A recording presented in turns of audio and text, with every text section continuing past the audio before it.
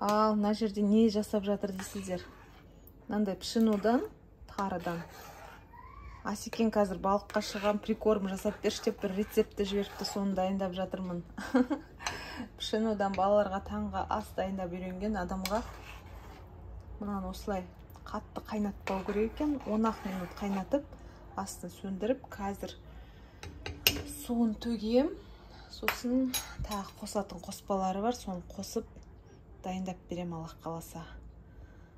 Балық аулауға керекті прикорм екен. Міне сүзіп қойдым. Енді сәл суығаннан кейін панировочный сухариді қосып, араластырып, сосын форма беру керек екен. Негізі тұз, сосын қант бәрін қосып қойдым.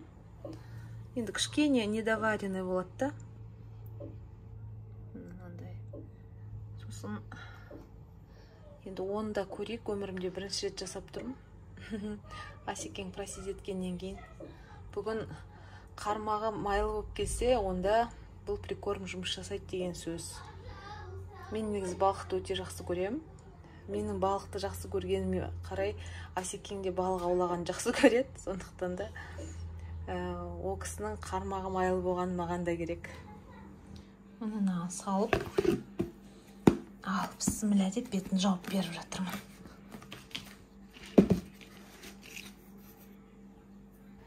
Асекеңді жолға шығарып салып, үйдің шаруасына кірісіп жатырмын. Енді бұндай үйдің шаруасы деген үйде отырған адамдардың күнделікті дейді ғой, 365 күн, тәулігіне 24 сағат, аптасына 7 күн өздері істеп жатқан шаруасы ғой. Бірақ кейде бір анда-санда естіп қалатын сұрақтар болады. Үйде отыр, не істеп отыр екен дейтін. Ол маған қатысты ғана сұрақ емес, жалпы үйде отыратын әйел адамдарға қатысты сұрақ. Сонда ойлаймын, әр сөйтіп сұрақ қойған кісі осындай бір әйелдің бір сағаттың ішінде не істегенін тындырған роликті көрсе екен деп. Себебі мынау многофункциональная машина сияқтымыз ғой. Жуу да бар, тазарту да бар, реттеу де бар, тамақ дайындау да бар, жүгіріп келген балаңның шаруасын шешу да бар. Осының сыртында маған қаншама соткама жұмыс бабымен звонок келіп тұрады, сообщениялар келіп тұрады, арасында уақыт тауып шұқып отырып солардың барлығын тындырып тұрасың. Былай қарасаң, енді ол менің жаңағындай күнделікті істеп жүрген, мен үшін жаңалық емес, соның барлығын үлгіртіп жүрген шаруам.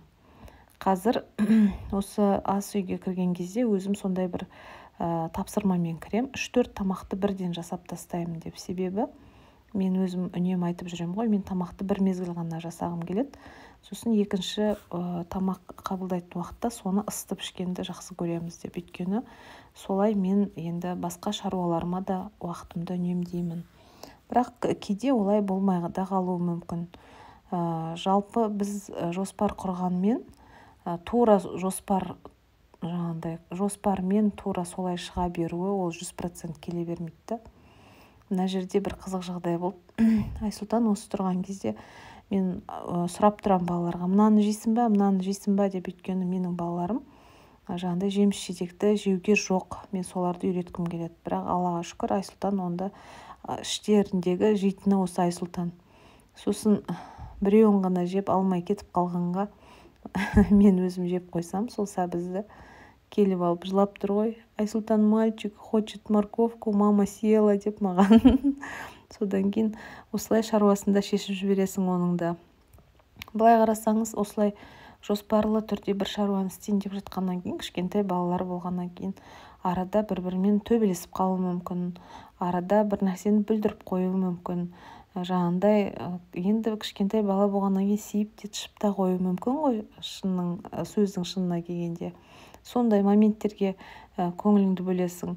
Сосын мен негізі бірінші кезекте мен өзі көбіне айтам, менің жақындарым, жанымда жүретін адамдардың барлығы біледі, ең алдымен осылардың жағдайлары деп. Осылардан қалған дүние маған құт деп ше бойыма.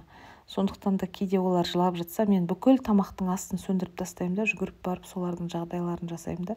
Содан кейін келіп қана осы істейтін ісімді ары қарай жалғастырам. Үй жинағанда да кейде солай болуы мүмкін. Сондықтан да жаңағы үйде отырған декреттегі ана болғаннан кейінгі біздің ең бірінші, мен ойлаймын, статусымыз ол ана. Біз кейде көбіне әйел екенімізді ұмытып кетіп жатамыз, қызметкер екенімізді ұмытып кетіп жатамыз. Ең бірінші, менің ойлаймын, өмірдегі қазіргі таңдағы менің ең үлкен статусым сол декреттегі ана. Сондықтан да сол статусты мойындаған адам сол статустың жауапкершілігін де мойындау керек деп ойлаймын. Содан кейін жаңа айтатыным сол, осы балалардан қалған дүние маған дүние деп, кейде болады ғой, бұлар бір нәрсені шимақтап қояды, төгіп қояды, сызып қояды, жазып қояды деген сияқты. Мен оның барлығын қабылдағам, Аллаға шүкір деймін. Осылар жазбағанда енді кім жазады деп өз-өзімізді жұбатып, содан кейін жаңағындай әр нәрсе осы өмірде қабылдауда екен ғой. Қабылдасаң, соны алға қарай ешқандай ашусыз, ренішсіз жүресің. Ал соны қабылдай алмай, неге деген сұрақты өзіңе жиі қойып, соның астына алатын болсаң, ол неге деген сұрақтың жауабы жоқ. Өйткені видеокамера ұқсап бірыңғай балаларға қарап, оларды тырп еткізбей отыруға болмайды ғой. Кейде қатты дауыстар да шығып жатады, әй деп қоясың да осы жақтан. Сосын бір кезде Айханым жүгіріп келеді: мама, сен неге маған келмей жатсың, сен видео түсіріп жатсың ба не деп. Сосын менің саған көмегім керек па десем, біз қатты шулағанда сен бұрын көп келе беруші едің дейді. Сосын мен айтам, сен шектен тыс шығып жатқан жоқсыңдар ғой, шулаған кезде ештеме жоқ, үстеріңе бірдеңе құлап жатқан жоқ. Бүкіл шаруаны өзі сол жерде өздерің шешіп, бір-бірлерімен татуласуды үйреніңдер деп. Әр шаруаға мама үйтіп араласа беруге болмайды. Сосын айтып қоям қызыма, сен үлкенсің, сен соларға бас көз болды деп саған сеніп жатырмын. Содан кейін сен енді көз алдыңда отырғаннан кейін соларға сен қарап қой деп. Тіпті енді әлің келмей жатса, күшің келмей жатса, маманы шақыр, жақсы ма деп. Сөйтіп балаға да мүмкін ертерек шығар, сондай жауапкершілікті беріп жатырмын. Бірақ енді қазіргі таңда қарап отырсаңыз, көп баланы ата-ана өбектейді де сондай жауапкершілікті алып қойған. Ал өзімізді салыстырсақ, кезінде бізде біраз шаруаны тындырғанбыз кішкентай күнімізде. 40 минуттың жобасында мына бір жағынан гречка дайындадым. Түскі асқа бізде Асекең жол жүріп кеткенде ғана жасаймыз гречканы. Себебі Асекең жемейді гречка бізде. Мына жерде былтырғы қатырған ягодаларынан мынау ең соңғысы екен. Компот жасап қойдым балаларға. Шайнекті де сүртіп тастадым, шайым қайнап тұр. Мына жерде енді пирог күшті болып көтеріліп жатыр. Шарлотканы рецептімен алманың орнына персиктерді қойдым. Дайын болғаннан кейін бетіне кунжут пен сахарный пудра себетін болам. Менің әлі қолым духовкаға жеткен жоқ. Бер жағы, сосын ар жағы тазада, ортасы осындай айғыз. Оны Асекеңнің көмегімен сүртетін болам болашақта. Көрсеткім келгені мына жердегі мынандай пирогты көрсеткім келіп жатыр. Қазір енді кішкене огурец пен помидор турап балаларға сала берем, оған дейін пирогта піседі. Мына пирог күшті болып көтеріліпті, күшті болып пісті. Бетіне кунжут пен оның бетіне еще сахарный пудра сеуіп қойдым. Мына компотым суды, сосын мынау 2-1 литр тапырдың ыдысы кувшины. Мынау 1 литрлік мохитодан босаған ыдыс. Осылай құйып, холодильникке қойып қоям, подоконникке қойып қоям. Балаларға жаңағындай құрамы күмәнді неше түрлі дүниелерді алғаннан көрі, осылай өзімнің қолыммен қатырылған жаздың күні сондай компот дайындап бергенді жақсы көрем. Себебі бұл жердегі енді ең зиян нәрсе ол қант қана. Оның өзімен үйіп төгіп қоспаймын. Ал дүкеннен алған соктардың құрамында көбісі жазбайды да ғой. Не бір Е дегендер бар, не бір дәмдеуіштер бар, не бір краскалар бар, сондай күмәнді да. Ал одан да мұны жаңағындай екеен бір шағын пакетигіне қатырылған осындай ягодалар мен фруктылардан 4 литрлік, менде 4 литрлік кастрюльге қайнаттым. Мына шығып тұр. Мына жерде почти 3 литр ғана тұр. Уже балалар бір кружкадан ішіп алды. Сондықтан да бір жағынан пайдалы балаларға, бір жағынан тиімді. Осылай компотты үйден қатырып, қайнатып берген балалардың денсаулығы үшін өте маңызды. Сондықтан да жаздың күндері заготовкаларды көбірек дайындауға мән беру керек. Ал, түн болды. Біз бәріміз күтіп жүрміз. Да-да-да-дан. Айсұлтан балықтан қорқады екен. Балыққа қарамай кетті. Ал, бұйырса, ертең балық қуырып жейтін боламыз. Біз Айханымның өнер мектебіне келіп, Айханымды тосып тұрмыз, е? Айсұлтанды күте тұрамыз, балам. Айсұлтан қазір барып, 3-те 4 суретке түсу керек. Айсұлтанды Аллах қаласа балабақшаға дайындап жатырмыз, е? Айханым о жақта емес, Айханым ән айтпайды ғой. Айханым сурет салады, ол мына жақта. Е, балам? Мынау кімдікі, Айсұлтан? Мынау кімдікі? Айханымдікі ма? Соған тағатсыздана апатайын күтіп тұр. Ананас, сумка. Балалар осы жерге киімдерін іліп кетеді. Айырбастайтын болса, осы жерде отырып айырбастайды. Біз тосып тұрмыз. Уақытымыздан бұрынырақ келіп, е? Ана жерде кім? Айхони? Айсұлтан, мынау кім? Жүре ғой. Айсұлтан жүр, Айханымға барамыз. Айханымға барамыз. Иди. Иди сюда.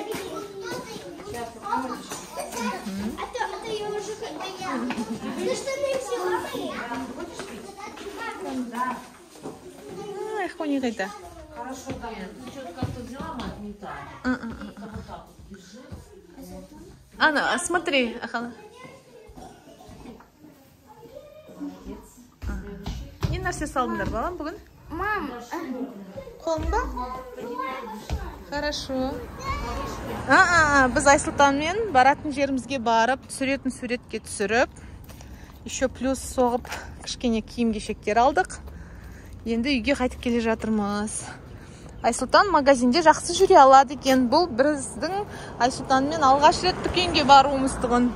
И жаным менің ақылды екен өзі, е? Нағыз садикке өсіп, сезініп бара жатқан аңғарылып тұр. Молодец. Айсұлтанды. Сестрасы қандай ақылды болса, інісі тура сондай ақылды екен, е, балам? Жан, сол жүріңдер. Ал, мына жерде жаңа мынау дүкеннен Айсұлтанға садикке кетін осындай комплект қылып алдым, 2 киімді.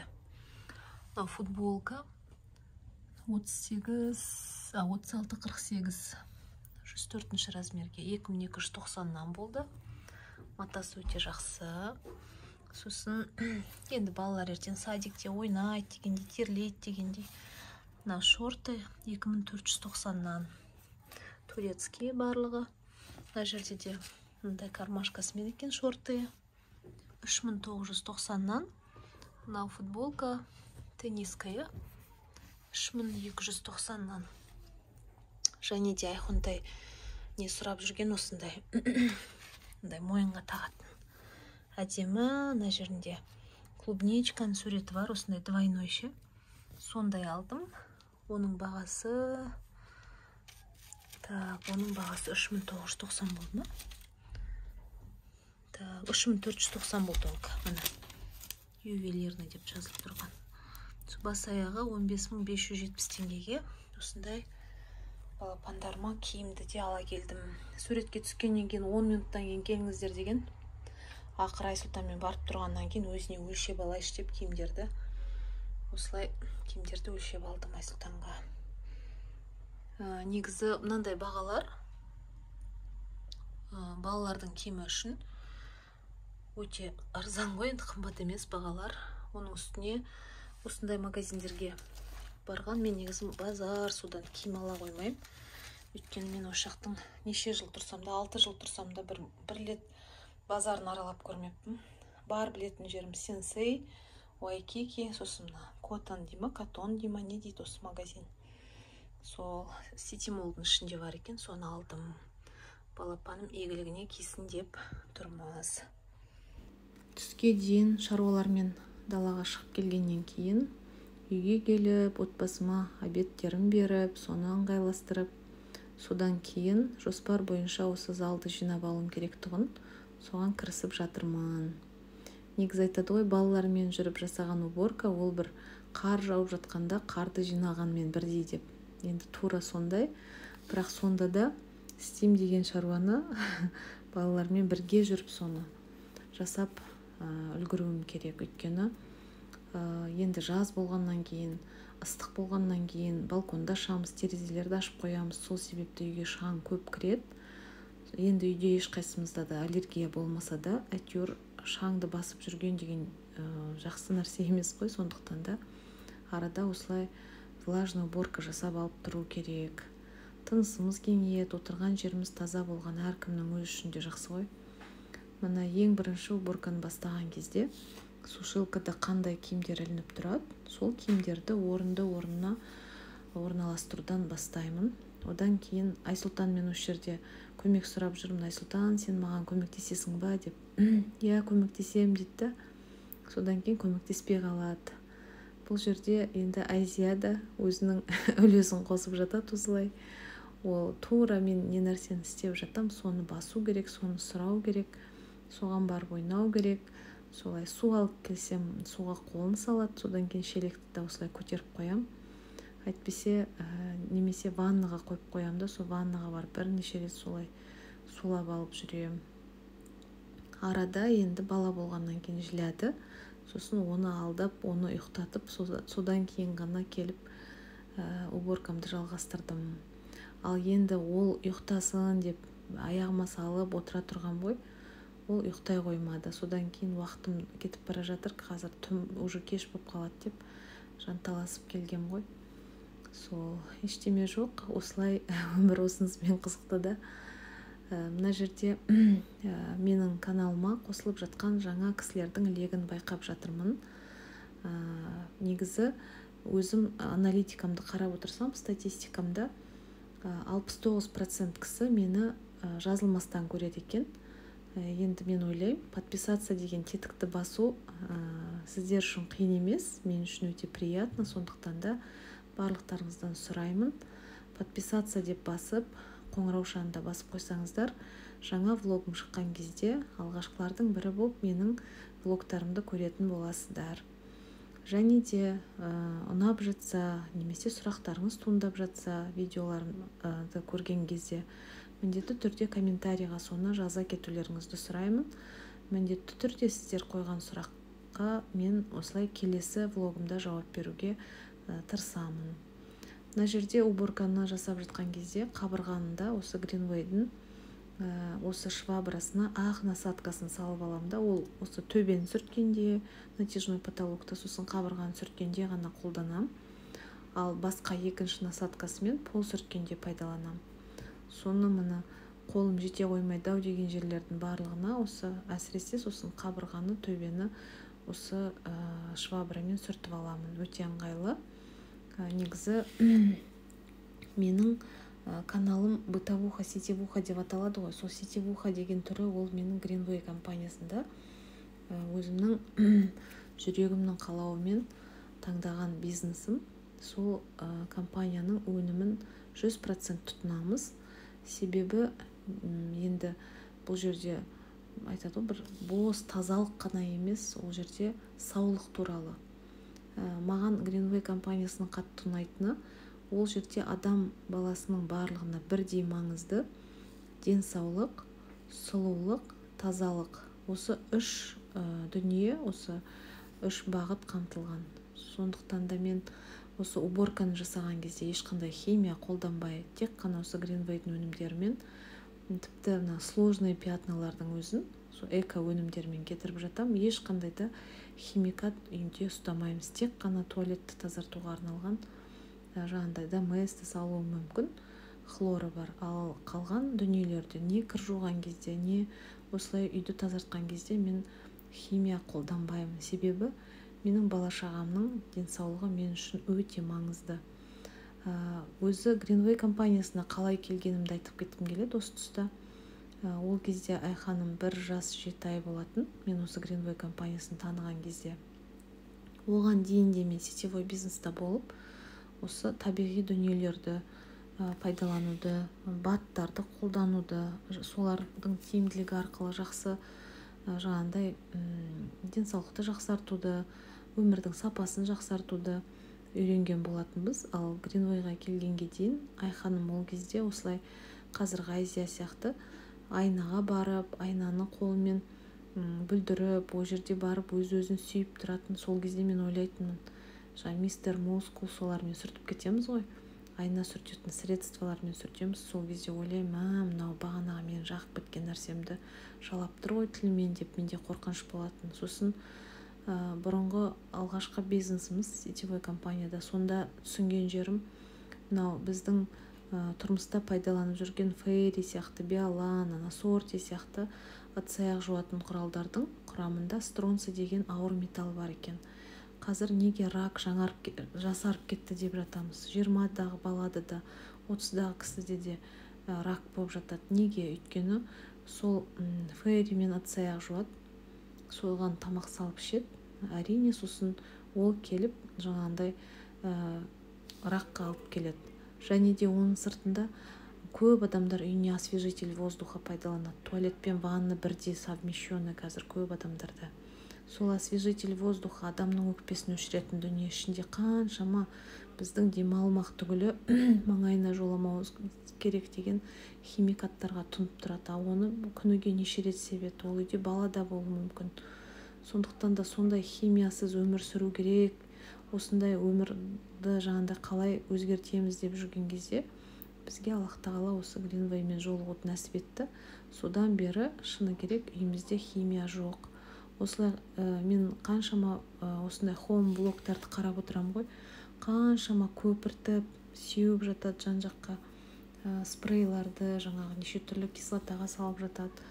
Жаңа грасс деген нелер средстволармен духовкаларға сеуіп жатады. Содан кейін сол духовкаға тамақ жасайды, былай қарасаңыз.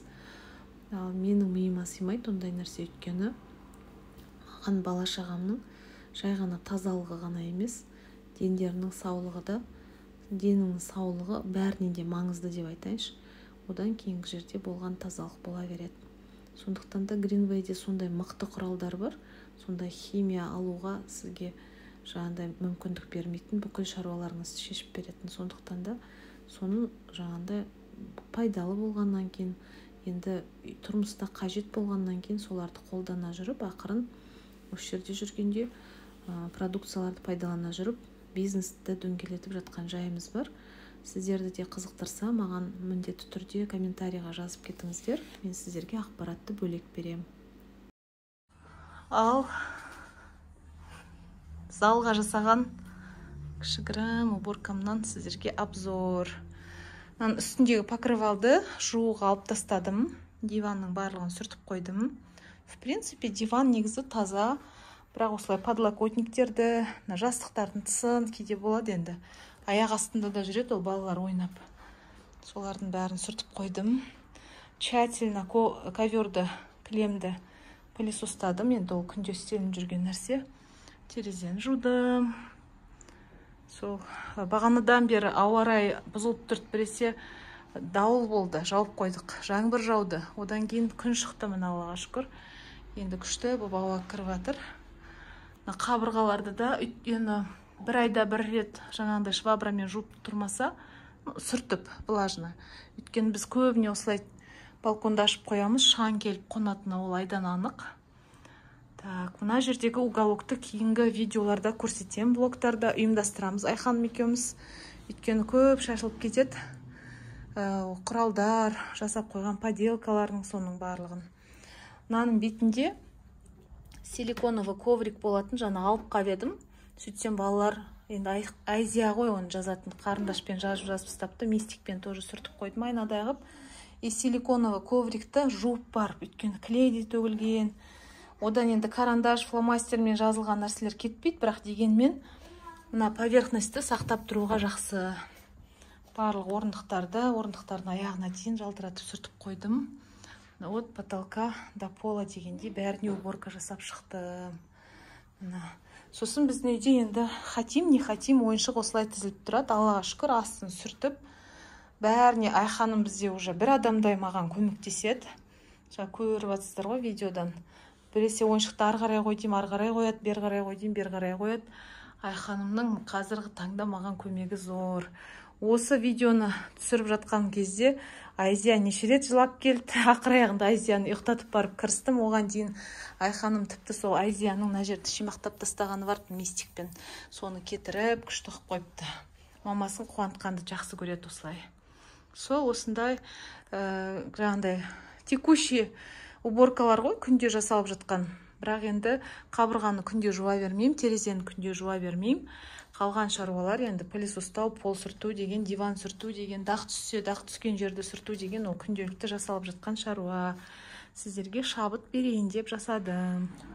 Кеше Асекеңнің алып келген балығынан бүгін осылай тамақ жасадым, кешкі ас.